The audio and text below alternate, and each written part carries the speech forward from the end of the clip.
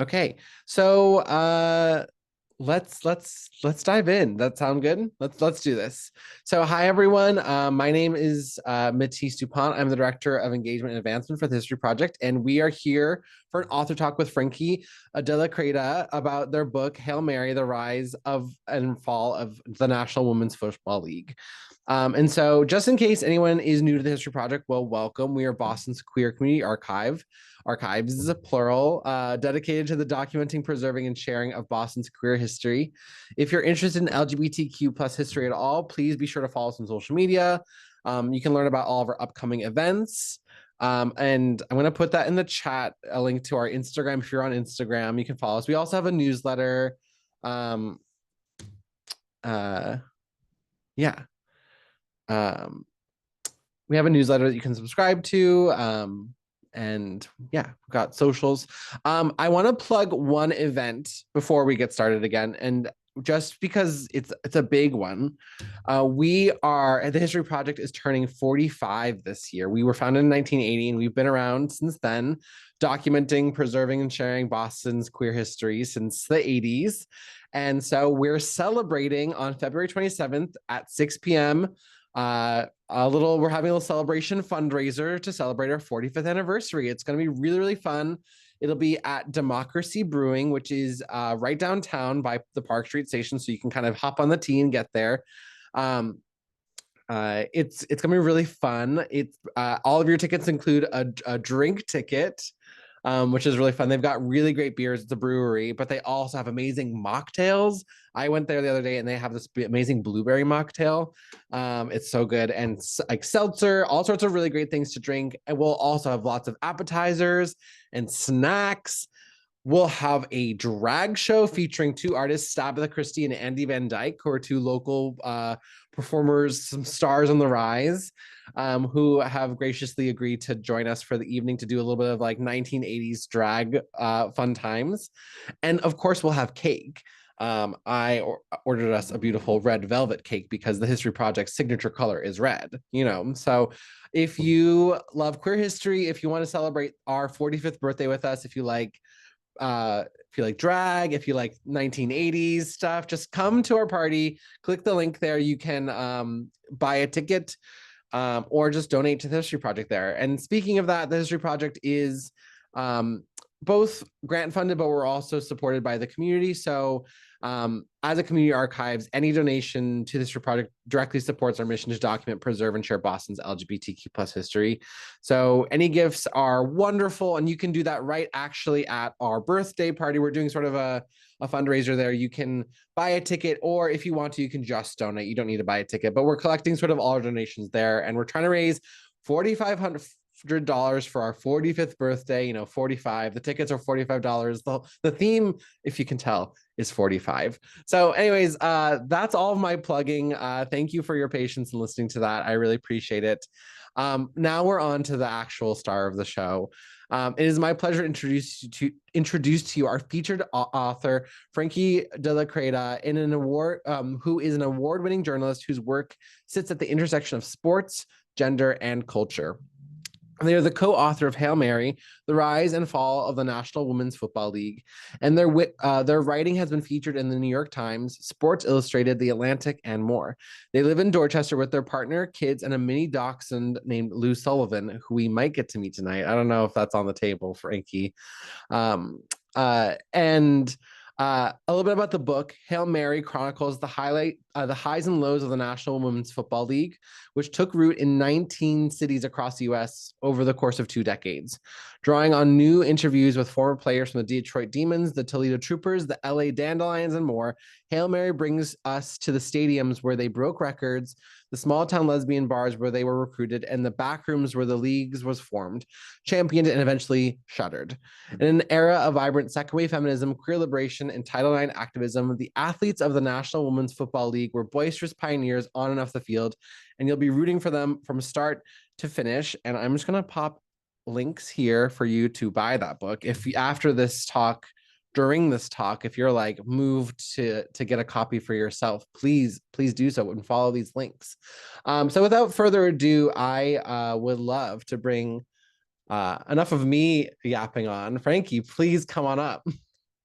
Hi. Speaking of my children, I've already had one wander, and we'll see if that happens again. Hopefully not. But hi everyone. Thank you so much for being here. Um, I figured I would start today by reading a little bit from the book. Um, I'm gonna read from it's a fight scene, which I feel like everybody really loves. And it's also was not only one of my favorite scenes in the book to write, this game took almost 2 years of research to be able to fully piece back together. And so from a research perspective and like an archive perspective, I think it's like another one of like, I don't know, but one of the parts that makes me the happiest. I'm autistic. I love a completed arc. Um, anyway, yeah. So this is from a chapter called "The Troopers Face Their Demons." Even though the league was only 1 year old in 1975, there were rivalries galore in the NWFL. But perhaps the most brutal rivalry was between the Troopers and the Detroit Demons.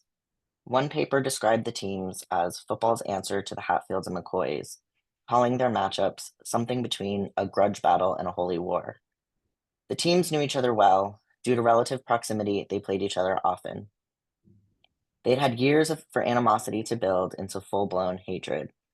At least one game ended in the third quarter when the Demons felt the Troopers were headhunting and officiating was favoring the Troopers, so they opted to just go home instead of continuing to play. To hear the Troopers tell it, however, Detroit went home because they were being beaten so badly. It was even rumored that they taunted each other with dog biscuits prior to games, and that the Detroit team had a dummy with Linda Jefferson's number on it that they would pulverize during practice. Linda Jefferson. They hated us because we were good at what we did, said Trooper Gloria Jimenez. The troopers considered unsportsmanlike actions, like the digs they faced from teams like Detroit and Dallas, to be the behavior of that teams of lesser ability would resort to in retaliation. The notorious fight happened on October 25th, 1975, during a Saturday night game in Detroit. The Demons were not very good at football, but they played dirty and had bad attitudes, which took them further than their lack of skill might have otherwise. The troopers arrived in Detroit and exited the little yellow school bus that had transported them to the game, and which doubled as their locker room because there was no locker room for the opposing team in Detroit, to a cold and rainy Michigan evening. They were already in a bad mood, having had an uncomfortable ride up, no changing facilities, and dismal weather. There was tension in the air before the game even started, and that, coupled with the fact that any time the two teams met, it was ugly and there was usually controversy, according to Jimenez, meant the entire thing was a powder keg waiting to explode. During the team's first 6 meetings, 2 games per season in 1972, 73, and 74, the Demons failed to score a single point against the Troopers. Toledo, for their part, scored 225 points in those 6 games. Losing to the same team over and over again gets incredibly frustrating, although so does beating the same teams over and over again. Jefferson told Women's Sports Magazine that winning all the time without a challenge was getting old. Running over the competition every time they took the field may have been fun at first, but by 1975, the Troopers were ready for a challenge. And that October evening, Detroit was ready to give it to them. One of the meetings between the two teams the previous month had been the closest the Demons had ever come to beating the mighty Troopers. The final score was 20-18. What had changed was that for the first time in their existence as a team, the Demons had a coach who was invested in teaching them the ins and outs of the game. The team that had started as a gimmick under Sid Friedman may have wrested control away from the promoter out of a desire to play real football, but they lacked anyone to teach them how. That October night, Detroit managed to get on the board, but Toledo was dominant again. The frustration of having been so close the last time and failing to pull out a victory this time likely pushed the Demons over the edge. At the end of the fourth quarter, the Troopers kicked off with just enough time for one more play. Jimenez punted the ball. The way Demons coach Tom Brown recalled it, the punt was blocked and a fight broke out. Jimenez remembers the team running down the field, and Jimenez and fellow trooper Verna Henderson zoned in on the Demons player that had the ball. Out of nowhere, Jimenez recalled, Sunday Jones, 6'1", one of Toledo's hardest hitters, known to her teammates as Dr. Death, clocked the girl with the ball, knocking her right into Detroit's sideline. Tony Collette remembers the trash talking that went over the line. The demon player snatched off her helmet and hit Jones with it. Several demons rushed the field. Within moments, both benches had cleared and players were wielding their helmets like weapons, swinging them willy-nilly at whoever was in their path. It was no little thing, Troopers PR person Ken Dittman told the Toledo Blade. Troopers blocking back, 4'11", 90-pound Dorothy Parma sat on the chest of a Demons player who weighed almost twice as much as she did. Every time the Detroit player would try to get up, Parma would hit her in the face. Jimenez remembers swinging her helmet at Demons coaches because that's who was closest to her at the time. The fight effectively ended the game. The two teams met the next week in Toledo, where the papers promoted the game by regaling readers with tales of the fight the weekend before. In doing so, the papers neglected to mention a single play or even the final score. It was 19-7. The Troopers, Dittman had to insist that the fight had not been staged for promotional purposes. After all, the teams had parted ways with Sid Friedman because they didn't want to be a spectacle, though the papers were insistent on continuing to make them one. Toledo coach Bill Stout was known for taking film of every game and making his team watch it obsessively. Every Monday night, the players gathered in Stout's basement to review film and recap the previous game. It was part of what made the Troopers so good. It was also what made it impossible for any player to deny her involvement in the melee with Detroit. We came to the part about the fight, and everyone's going, "Well, I didn't do nothing," remembers Jimenez. Of course, here he's got us on film, and he's already got me on film. I'm swinging at the coaches. Toledo won those games against Detroit, but their victories were getting harder to pull off, and other teams were becoming more competitive. They failed to shut out Detroit in any of their four meetings in 1975 and didn't score more than 25 points in a single game, a far cry from the thrashings they'd given the Demons early in their career. An injury to quarterback Lee Holler's hand also hurt the team because with Holler injured, other teams knew the Troopers' passing game would be hobbled. It became easy for opponents to guess what the Troopers were going to do. They were going to run the ball, and the person running it was going to be Linda Jefferson. Jefferson was quick, and her offensive line was good, but the question remained, how long would it be before a team figured out how to shut her down? Um, yeah, and for context, the Troopers are to this day the winningest team in pro football history, men's or women's. They didn't lose a game for 6 seasons. So, and their record is something ridiculous, like 64-5 over 9 seasons. So that, yeah, at the time that this game had happened, they still had not lost.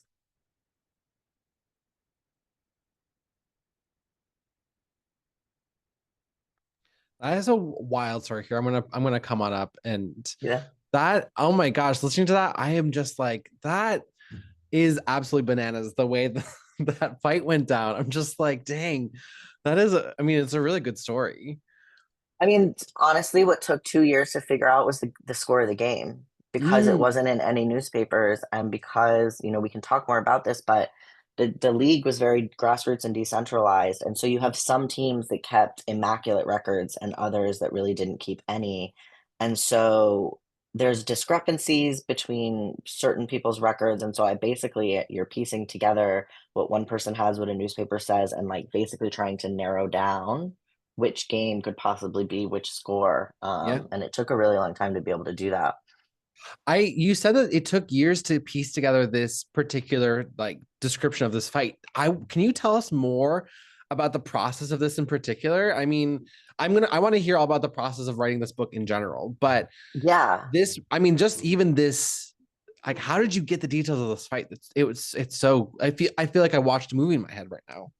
Well, so it's really interesting to report this kind of history because and to me really the piece that took the longest was that score. It was so important to me. It was like one of the things that I was not going to let drop because part of this book, if you read it, you see that we open the book in the middle of a game. It's Mm, actually the Troopers' first loss is where we open the book. And if you look at the picture that we chose for the cover, which we really had to fight for, they're in uniform. And for us, we knew that, there's still such stigma about women playing football even today. And we never wanted the reader to doubt that these women were athletes and they were football players and so we wanted you to meet them on the field. That was like, that was going to be your first glimpse of them. And because of that, and because of how I would say, like, sexist and dismissive so much of the newspaper and media coverage of these athletes were, it felt really important for me to figure out the score of that game. Like, that was a piece that I Mhm. really wasn't gonna let go. And so when we reported this, basically what happened was, Lindsay and I, my co-author, we were working on a different project that was a much more generalized, women's football history book. And that book did not sell. It would we kind of kept being told there wasn't really a narrative arc, but in the course of putting that book proposal together, I discovered the Troopers. I interviewed some of the players from that team and from the Oklahoma City Dolls who finally beats the Troopers. I was at the time I had a sports column that was based on sports history from the perspective of the losers. So I went to find out what happened when the winningest team loses its first game, and that was this team. And in the process of reporting this, I kept coming across the Troopers because they're one of the teams who are really well documented, and because they are the winningest team, that is like an important thing that people remember. But I couldn't find anything else about the league or, like, their opponents, and I kept being like, "They had to be playing people, right? Like, who were they playing? There have to be games happening if they're gonna be winning anything." And so we realized pretty quickly that this was actually the story of the league, and so you start piece by piece. You start with the newspaper archives, and the newspaper archives give you the opponents, and then there's names of people that will pop up in there, and then they're boomers. A lot of them were on Facebook, actually. Mhm. Like, I had deleted my Facebook account, like, years ago, and I literally opened an account just to go find these women. Um and, you find one, and most of them were still in touch with at least one teammate, and so the dominoes really start to fall, that way, and you always had one player who I kind of refer to as, like, the team's unofficial historian. There was always the, like, one player who had in the closet every single piece of memorabilia. I have drawers here full of game programs, and things like that that players either scanned or sent to me. They've been waiting for Mhm. anyone to ask them about this for, like, a really long time, and so that was really but here's actually what I think is really interesting, because this is a history, organization, and I think we really depend on our archive, and Oh media yeah. is a big part of that, right?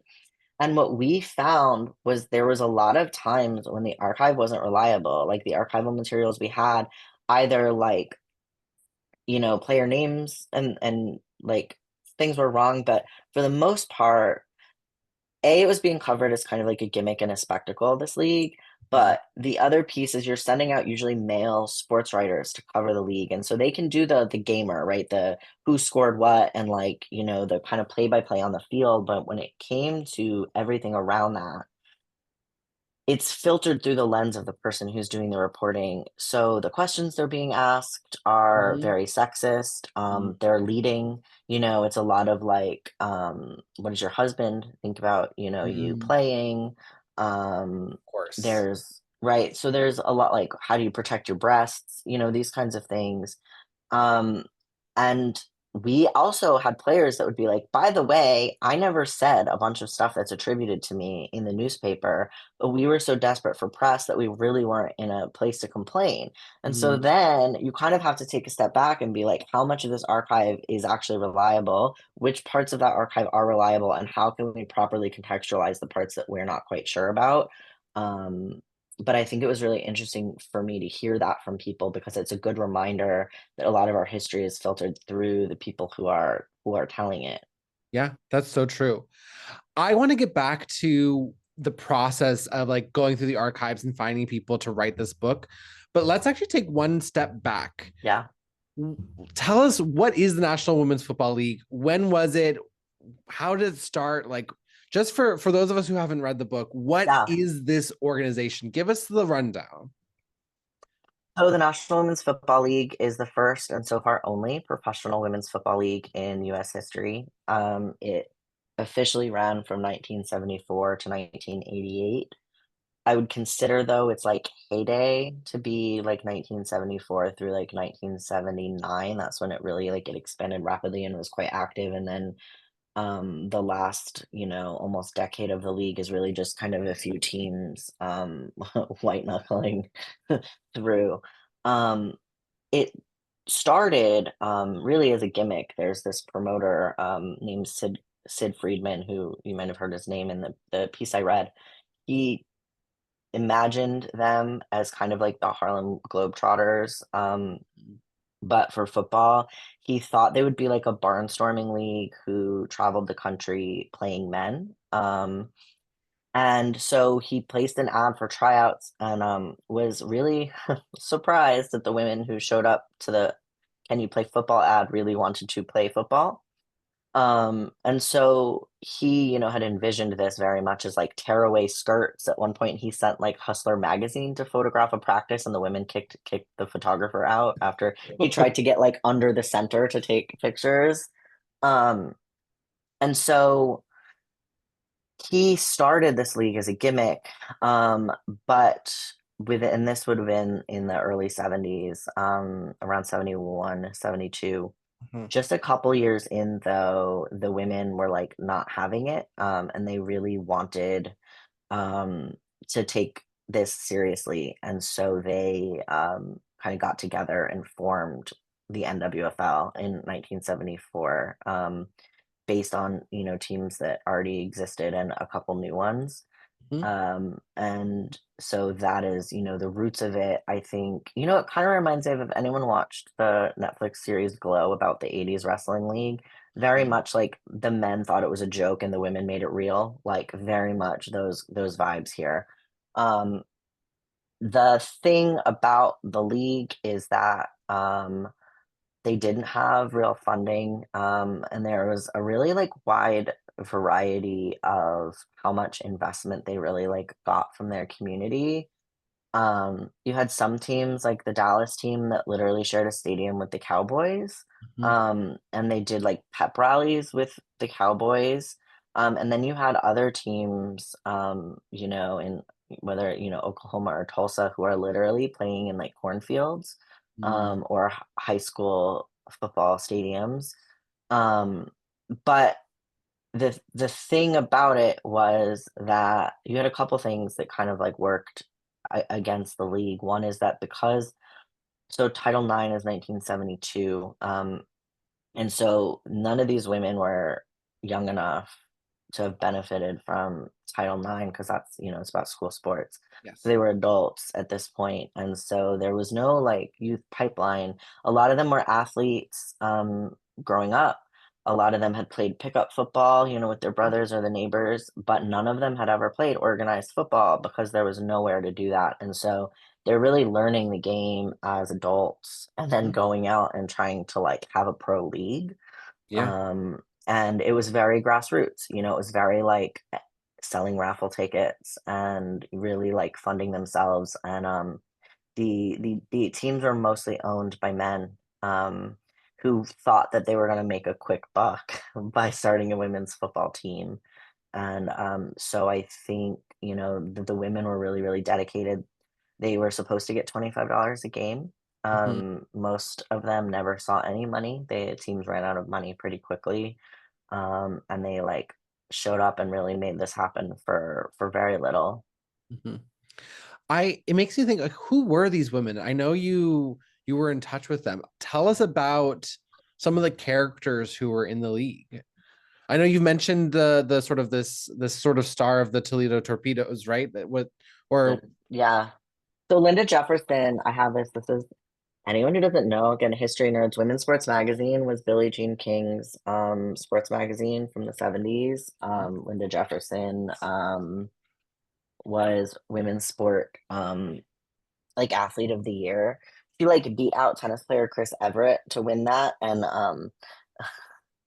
no one expected that. It was like a homegrown Toledo push to get her to winning that. But yeah, so the thing about Linda Jefferson is she to this day like retired with more touchdowns than like OJ Simpson and like Jim Brown and Walter Payton. Like she's like was like good. Her stats are kind of like they're wild.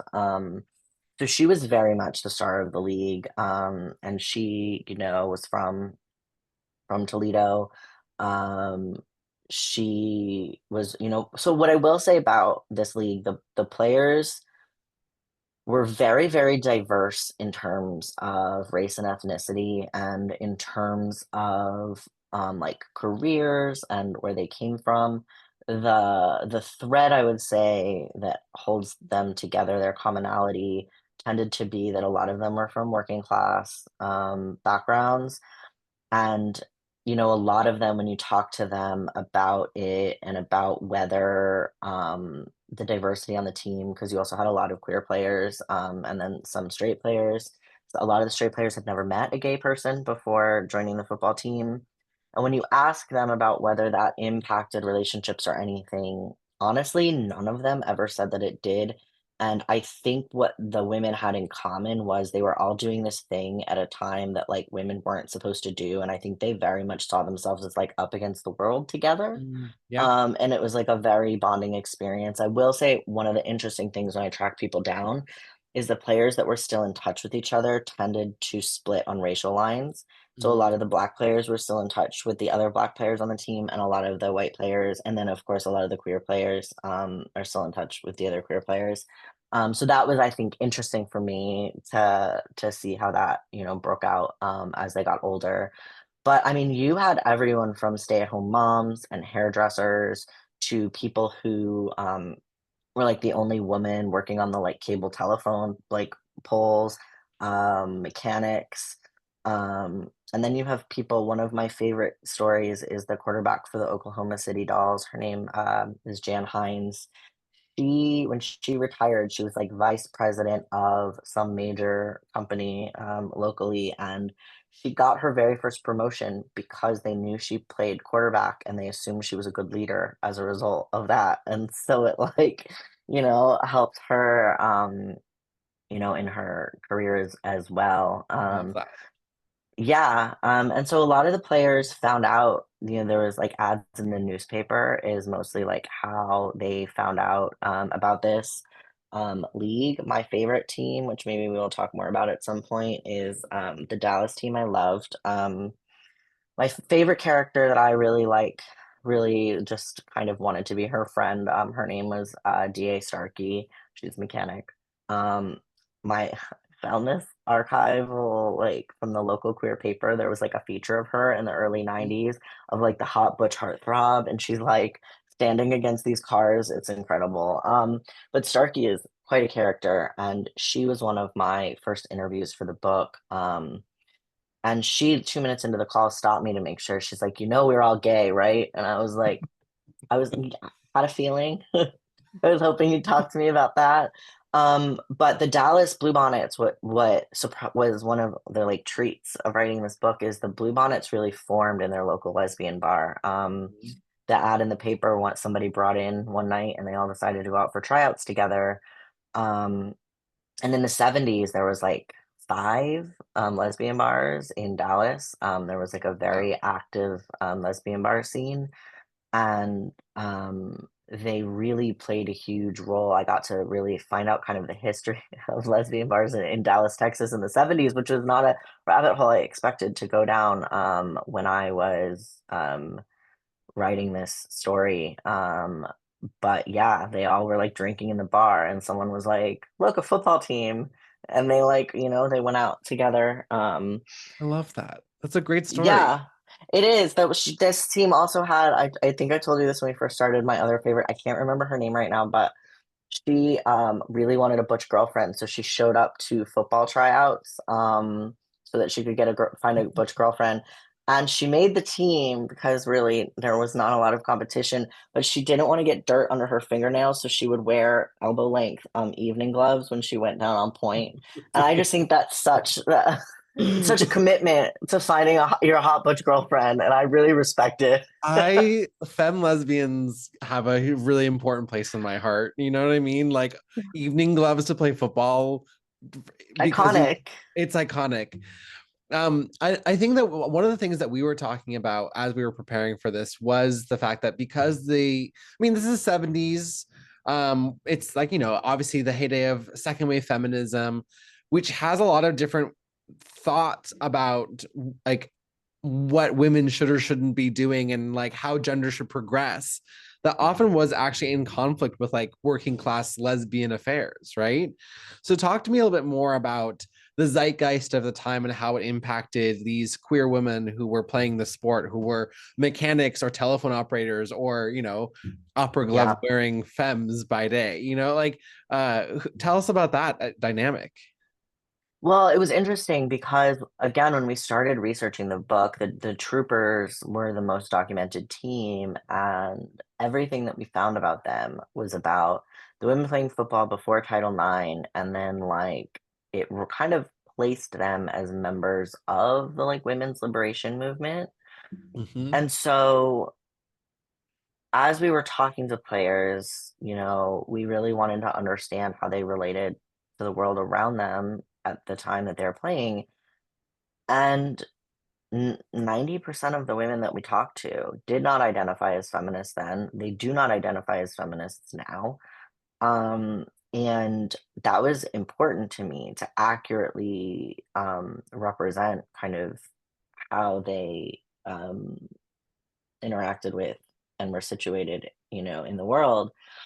For a lot of them, first of all, a lot of them were working class and not on the coast. So aside from the Los Angeles and San Diego teams, there were no other coastal teams. So we're talking about teams that are in Texas and Oklahoma and Michigan. Um, and they you know, they're in these much more conservative places. We can look at the timeline and you can see that like Stonewall would have just happened, right? But like that resistance wasn't necessarily like trickling in from the coast all that fast. That wasn't relevant to the lived reality of a lot of these players. They had a lot more like just like surviving and like living their day-to-day life to worry about. And so I think they were very disconnected from what we think of as like the larger, you know, queer liberation movement and the larger like feminist movement. Yeah, I think especially when you look at the messaging that was around the when, you know, second wave feminism, it's very focused on housewives. It's very focused on, you know, being a wife and a mother, and the right to work outside the home. And a lot of these women, not only are they gay, and so they are not going to be some dude's wife and they don't have kids. They're already working outside the home because they have to be. They're already climbing telephone so poles for the true. cable company, you know? And so I think that they really couldn't relate to and didn't see themselves as connected to that larger movement. Um, and the other thing that I will say, the one team that we found that felt really rooted in women's liberation was the Columbus Pacesetters, but they were in Columbus, where Ohio State is. And so a lot of the players were in school at Ohio State, and they would have had more access to some of the academic and intellectual thought of the day. Yeah. And so that I think, you know, is why you saw that there. But for a lot of them, and I think the other thing is when you look at a lot of the media coverage, like calling someone a women's liver was very much like a slur, you know, and that was Sure. thrown at them in the newspapers all the time. And I think the women were insulted at the idea that they would be playing football for some feminist statement, because to them, they've wanted to play football their whole lives. They're playing football because they want to, like, you know, as Starkey said, like, I want to smash into women. Any interview you see with these players, they're like, I wanted to hit somebody. You know what I mean? Like, they want to Yeah. hit somebody, they want to play football. And so it was insulting to them to reduce what they were doing to some sort of, you know, like statement against the patriarchy or Yeah. what have you. Yeah. And also, I know when we were talking earlier, like in preparation for this, a lot of the women who are playing this team are gender non-conforming women and like Mhm. might have identified differently if they were in today's climate, right? Like, I think there's, I mean, also a big part of 70s feminist liberation era in the more academic setting was it was this kind of focus on androgyny and escaping gender and you know those who had the privilege enough to you know just kind of be this sort of amorphous genderless blob sort of thing and then that really actually kind of had a lot of contradictions with sort of on the ground working class butch femme dynamics, right? Like Yeah. So I'm Yes, and I yeah, think the bars are really important here, right? Because right. like, a lot of these players went through raids, you're right on that line. And anyone who knows much about the history of this time period, it was working class queers who really were the ones who were the subject to the raids, because people who had more money or access to private spaces, had these things in private homes, and they didn't have to like go to the bars. There was a safety in that. And so they also, for many of them, they are, I think the football field is an interesting place, because like I think about the teams, I think the teams function in the same way that a lot of the like lesbian bars and other just like queer gathering spaces have over the Football course of league. history, right? Like we know how to like create safe spaces for ourselves, like we know how to like find each other. The teams served much of like the same purpose for that, but at the same time, a lot of these women who were hyper visible in like their day-to-day life, whether because they were very big or because they were masculine or didn't fit into certain like gender conforming roles on the football field. That was really an asset for them. It didn't matter how butch they were when they were tackling the person that was about to sack the quarterback, and Mhm. their size and their weight was an asset. You need people to block. No touchdowns are going to be scored if you don't have like an offensive line that's stopping people. Mhm. And so a lot of the women who I think felt hyper visible or hyper policed in terms of their bodies, whether it was weight stigma or, in terms of presentation, I think really found a home and found real confidence on the football field, because they could just kind of exist. And not only were their bodies not policed and a problem to be solved, they actually were an asset. Ugh, I love to hear that that was a space for them to do that. Like that makes me so happy.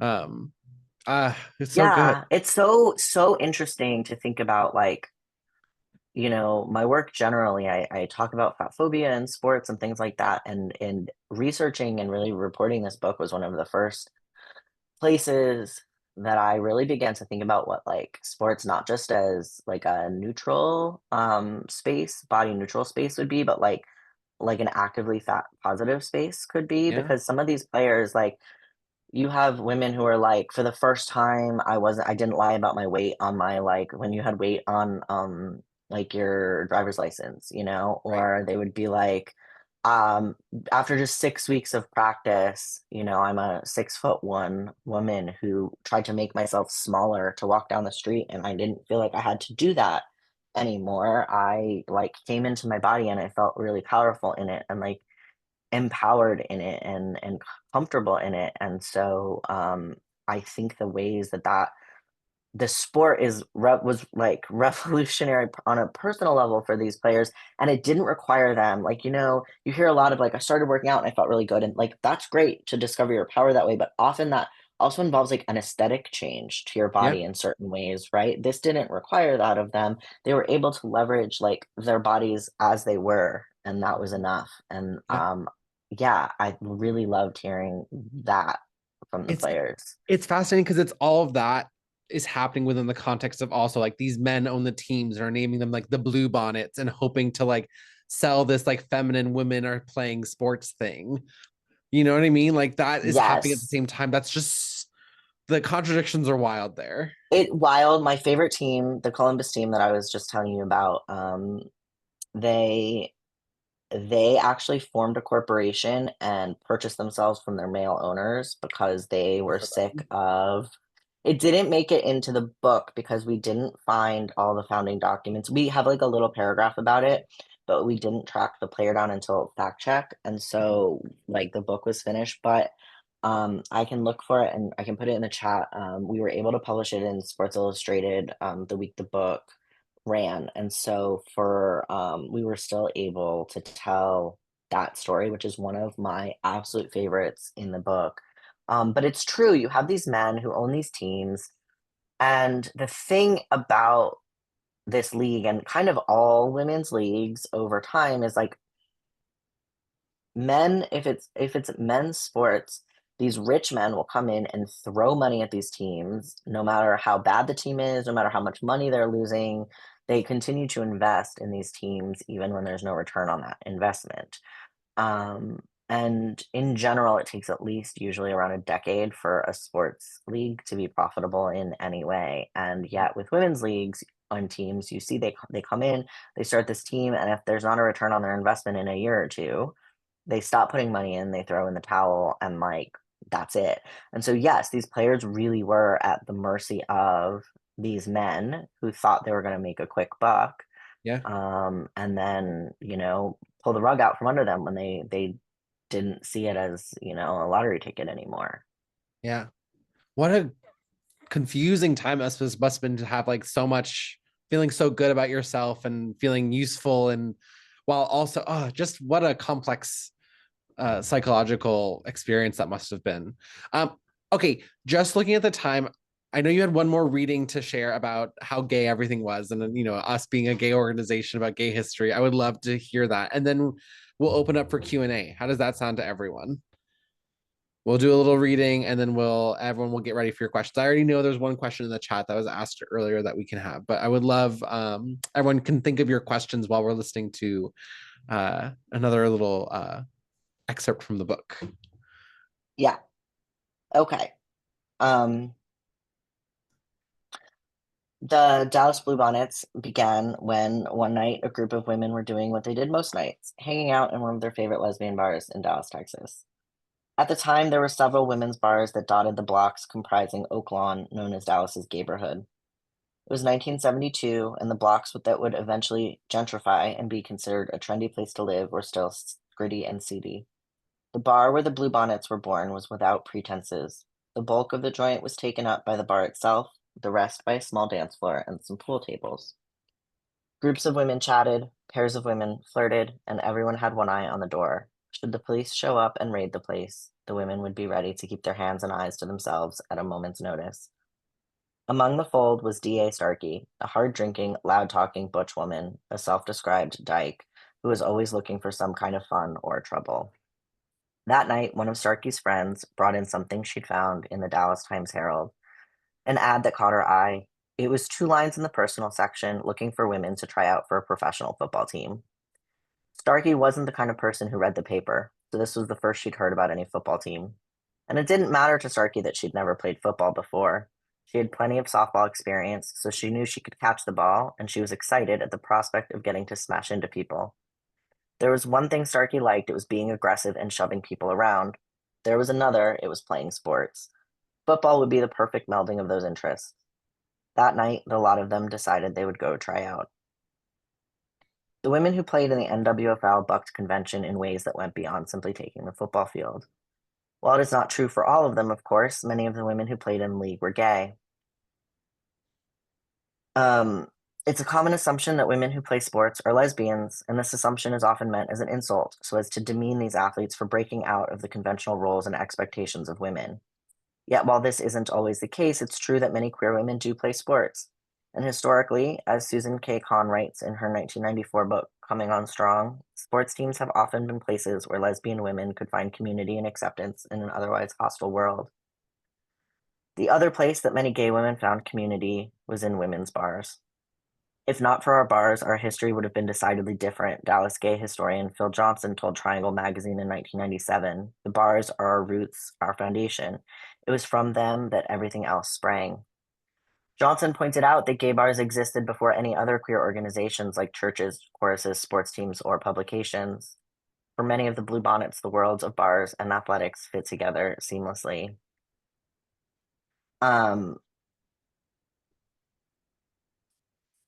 I will say, I'm going to skip a part because of what time it was.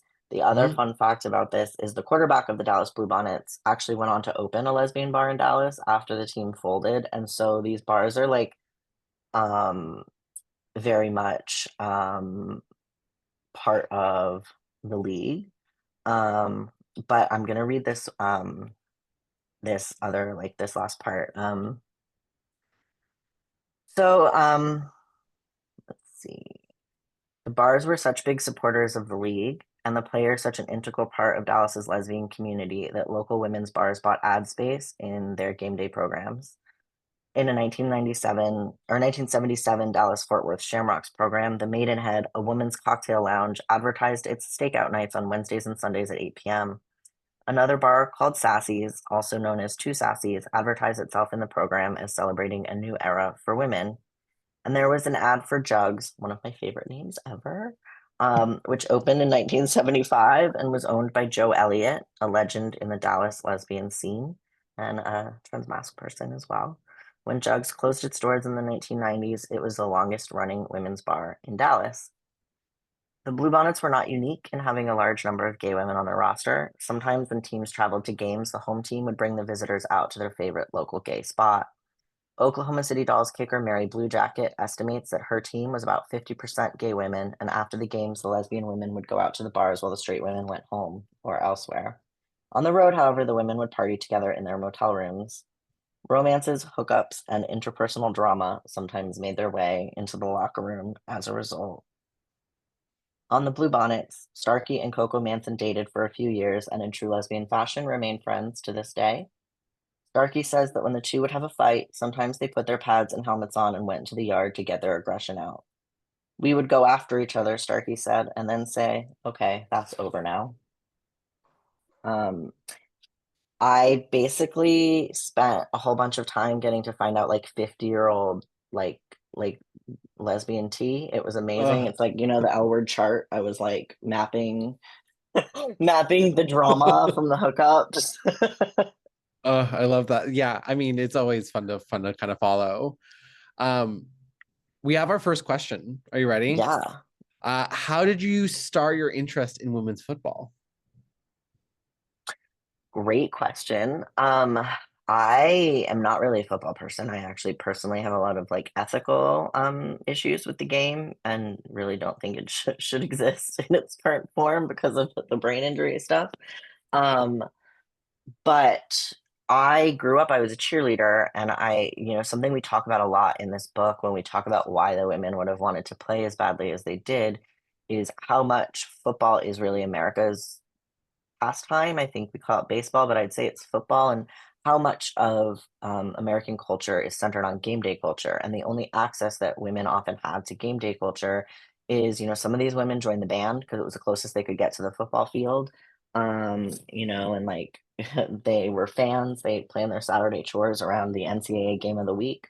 Um, or I was a cheerleader, and one of the other players on this team was a cheerleader as well in college and then playing football in this league. And so that's like, I think about that a lot when I think about how different people access, right, game day culture. But I mostly am interested in telling the stories in sports that write both women and queer people back, trans people, back into the narratives. And so that was where my interest in this book really came from rather than being specific to football itself. Yeah, that's a great question. And also Denise, Denise, go ahead. Do you want to speak? Sure. Here, come on up. Okay. In the late 60s, I taught physical education and I taught touch football to girls. Amazing. I thought it was important for them to learn the rules so that they could be part of the Sunday activity with the family and boyfriends, et cetera, et cetera. And then later on, the softball team that I coached in the summer, softball and football seem to go together, as you stated. What were they going to do when softball wasn't there anymore? They played not in the league or anything. It was just basically them and most, there was a couple of straight women, but most of them were lesbians, and they played on Sunday at a high school field. They played touch football, and they did this for years. Have you followed what's happening in like with the Boston Renegades, et cetera? So Yeah. Yeah. People who are interested, I call the Boston Renegades, the like modern day Toledo Troopers. They're the current winningest team in women's football. Yes. And there's a great documentary called Born to Play that is on most streaming Yes. services if people want to watch it. Right. But yeah, they're fantastic. They play in Revere, if people want to, and their season starts in April, so it's not during the NFL season. So Oh, hey, that's coming up. I thought it Yeah. was important for you to mention that. Yeah. Because they're they're phenomenal. Yeah, and we actually interviewed Molly Goodwin, the owner, in the book. So the end of our book, we have a chapter about kind of the current day and future of women's football, and the Renegades do feature prominently in that as well. Thank you for Thank doing you for this. mentioning them. Also, you're in good company. So many of the players ended up being PE teachers. And I was like, what did you do for a living? Many of them were PE teachers. Yeah. Oh, thanks for your question, Denise. We have another person in the chat with a question, Alex. What did they wear? Alex's research is around historic sportswear and sports photography. So what did the players wear? They wore football, just standard. I mean, you can see here Linda's in her uniform here. So you can see it's football pads. They did have today they make football pads that are designed specifically for women's bodies and that have some chest protection. These women made their own. They would like cut up pads and sew things together. So they made their own pads in some cases, but standard. I do know that at one point the owners told them that they should wear like skirts and dresses to show up for the games, and they got laughed out of the locker room. So I think nice to know we had come a long way from All American Girls Professional Baseball League and a league of Definitely. their own. So Oh, that's a great question. oh, actually though, if that is your research, the Detroit Demons played in hand-me-down Detroit Lions jerseys. So there's another NFL connection, which is so funny. I found my first color picture of them recently. Someone sent me one. And in my head, because they're the Demons, they were black and red. That was just their colors, even though I knew like logically that they wore Lions jerseys. So I got this picture and they're in silver and blue because of course they are. And I was like, of course this is what they would have looked like in color, but in my brain they were totally different color. That is so funny. I love that. Does anyone else have any other questions for Frankie? Feel free to either just pop on up or ask me in the chat.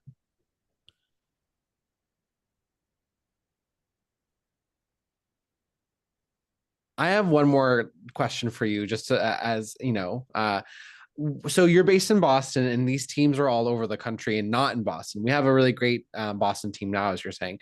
Were you based in Boston while you were writing this? Were you traveling around? I'm just like, what is the logistics of writing this book Yeah. about a national league from sort of up here in a little corner? Sure.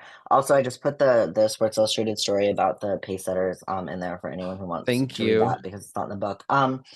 So my co-author is based in Buffalo, and like she is kind of the reason like we were friends, and when the idea of a women's football book even started to come up, she's a football writer and a longtime Bills fan, and I was like, if I write about football, you're writing it with me because I don't really know that much about football. Like I need you. And so she and I were based separately. We had a reporting trip planned because not all the archives were digitized, and COVID happened. And so, actually, the bulk of our reporting happened during the pandemic, and we were not able to do that.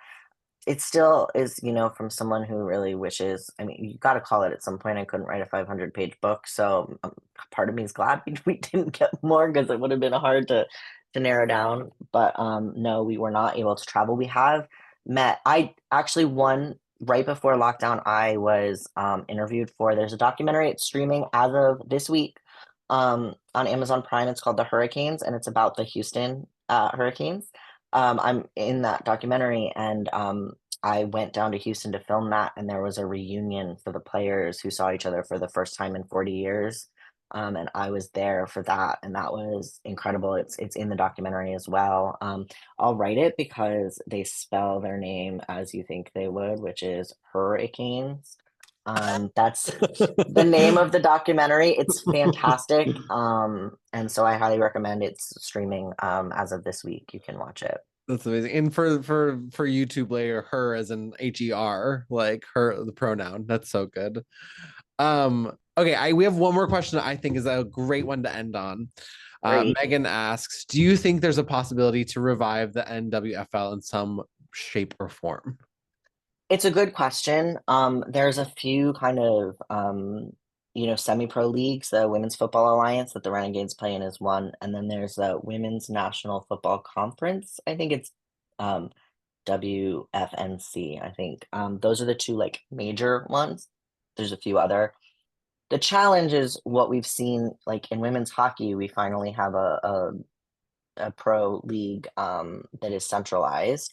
What often happens is you get like you're decentralizing the resources, so all the best players are kind of split.